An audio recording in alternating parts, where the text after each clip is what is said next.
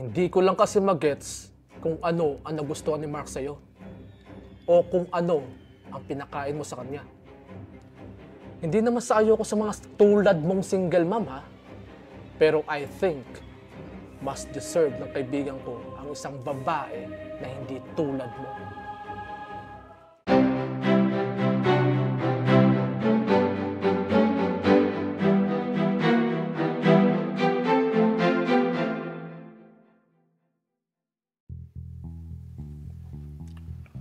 Alam mo, pre, in love na yata talaga ako kay May. Kasi sa tuwing nag-uusap kami, kasama ko siya, iba talagang pakiramdam ko. Kaya sana sagutin niyo na ako. Medyo matagal-tagal na kasi ako naniligaw sa kanya eh. Sus! Ano ba nagustuhan mo doon, pre? No offense meant ha. Ikaw, binatang binata. Gwapo naman. Eh siya, may dalawa ng anak. At single mom pa. Sa madaling sabi, bakit hindi ka nalang magkagusto sa walang anak? Maraming babae dyan. Wala naman akong pakialam kung may anak na si May. Para sa akin, mabuti siyang babae. At higit sa lahat, siya ang nagugustuhan nitong puso ko. Nandyan na tayo, pre. Mahal mo siya. Oo.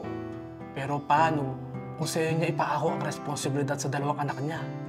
Instant tatay ang labas mo niyan, pre. Wala naman akong pakialam dun, pre. Kasi para sa akin, kapag mahal mo ang isang tao, tanggap mo ang lahat sa kanya. At matatanggap ko rin ng buong buo ang mga anak ni May. Dahil ganun mo siya kamahal, pre. Let's see kung hanggang saan ang sinasabi mong pagmamahal na yan. Pero hayaan mo munang sagutin ka nung May na yun. Pero kung akong tatanungin, hindi talaga ako magkakagusto sa isang single mom. Never mangyayari yun. Kasi marami namang babaeng single at walang anak dyan.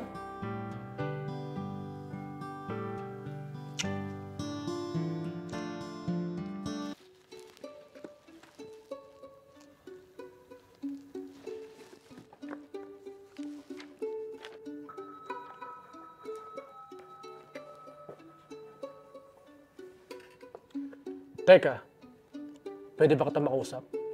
Sure, okay lang. Hindi pa naman ganun ka-busy sa work eh. Kaya okay lang. Importante ba yan? Hindi ko lang kasi magets kung ano ang nagustuhan ni Mark sa'yo. O kung ano ang pinakain mo sa kanya. Hindi naman sa ayoko sa mga tulad mong single mom ha. Pero I think mas deserve ng kaibigan ko ang isang babae na hindi tulad mo. What do you mean? Well, sa dinami-dami ng babae, baka sa isang single mom pa siya nagkagusto. Concern lang naman ako sa kaibigan ko. Kasi parang kapatid na ang turing ko sa kanya. Siguro, mas mabuting si Mark na lang ang tanungin mo sa bagay na yan. Kasi for sure, siya lang din naman ang makakasagot niyan eh. If you'll excuse me, kailangan ko nang bumalik sa work. Sandali lang. Gaya ng sabi ko, kapatid na ang turing ko kay Mark. Kaya kung sino man ang nagtatangkang manloko sa kanya, ako ang una niyang makakalaban. Hindi kita tinatakot. I'm just being honest and transparent.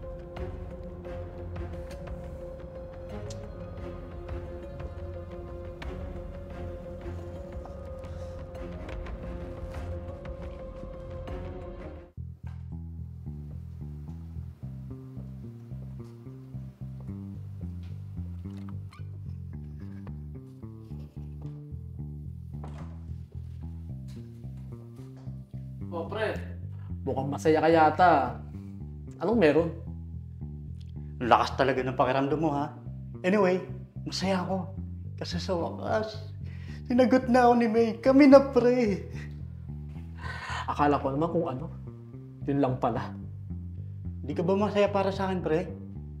Alam mo naman na medyo matagal din ako naniligaw kay May, di ba? Sabi ko naman sa'yo, pre, mas okay pa rin magka-girlfriend ng hindi single mom. Pero ikaw yan eh. Good luck na lang sa'yo, pre.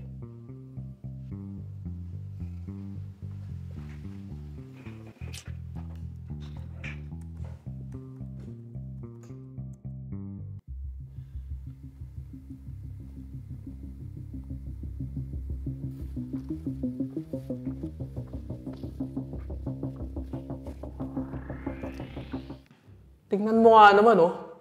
Nandito si disgrasyada. Alam mo, pasalamat ka talaga at katrabaho at kaibigan ka ni Mark. Dahil kung hindi, matagal na kitang pinatulan. So, dapat na ba ako matakot sa'yo? Hindi ko alam kung bakit kilig ka sa akin o sa mga tulad kong single mom. Eh kung tutuusin, wala naman akong ginawang masama sa'yo o yung mga tulad kong single mom sa'yo, di ba? Alam mo kung bakit? Dahil hindi kita gusto para sa kaibigan ko. Dahil alam ko na iba ang pakay mo sa kanya. At alam ko rin na ang mga katulad mong single mom, ang gusto lang ay ipaako ang responsibilidad ng kanilang mga anak sa ibang tao. Tama ako, di ba? Wala kang karapatan para sabihin sa girlfriend ko yung JR. Kalalaki mo tao pero ganyan ka magsalita. Ngayon, mas napatunayan ko talaga na tama lahat ng mga sinabi ni May. Na kung ano-anong masasakit na salita o pamamahiya ang mga sinabi mo sa kanya. Nung una, pinalagpas ko pa eh. Pero ngayon, ibang usapan na. Pre, wala naman ako masamang ibig sabihin sa sinabi ko kanina. Concern lang naman ako sa'yo. Hindi ganyan ang concern. Dahil kung talagang concern ka, dapat suportado mo ako o kami. Alam mo, hindi ko naman hinihingi sa'yo na suportahan mo ako o kami. Pero sana, respeto man lang sa mga tulad niyang single mom. Dahil kahit ganyan si May, alam kong responsable siyang ina. At mabuti siyang nobya para sa akin. Kaya sana, baguhin mo na yung mga tingin mo sa tulad niyang single mom. Tara na babe. Huwag mo nang pakikinggan kung ano yung mga sinabi niyo sa'yo. Basta lagi mo tatandaan na nandito lang ako para sa'yo dahil mahal kita. At handa kitang ipaglaban o ipagtanggol sa kahit sino mang handang bastusin ka na katulad niya.